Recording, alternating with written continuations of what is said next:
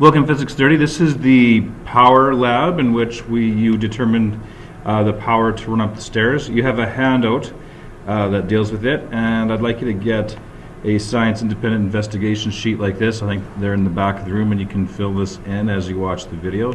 So power running up the stairs. So the purpose, if you read the sheet already, is to determine the maximum power the physics student can develop while running upstairs, or the maximum power you can develop while running up stairs.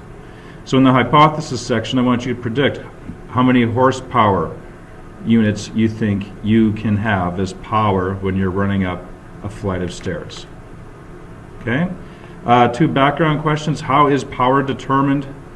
And how do you convert watts into horsepower? Because you'll be figuring out your power in watts and then converting into horsepower from there.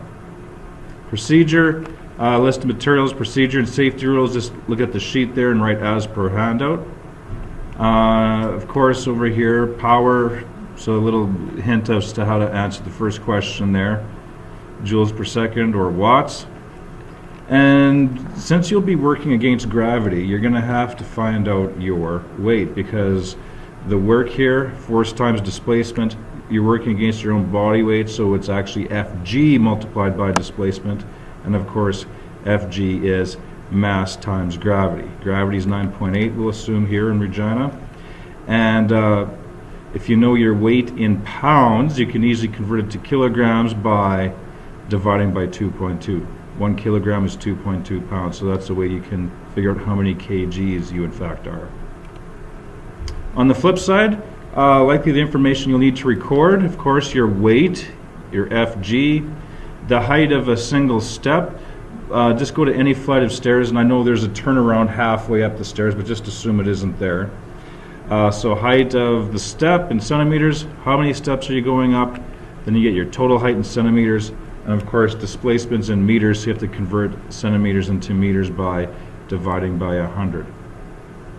Okay? Because there's 100 centimeters in a meter. And then time to run up the stairs, and then from there you have all the information you need to figure out your power in watts, and then from there you can figure out your power in horsepower. The conclusion, what were you going to do? The purpose was to, so you're going to restate what the purpose is, what you think would happen. So here's where you talk about the horsepower you thought you would develop, and then what did happen. Did the results support your original prediction? Here where you talk about, did you in fact meet the same horsepower that you set out to be. And then if you look at the assignment sheet, there are two questions there. As people are figuring out their horsepower, I'm going to get everyone to write their values on the board, because one of the questions there involves that. Okay, so there you have it, all the information you need to do the power running up the stairs lab.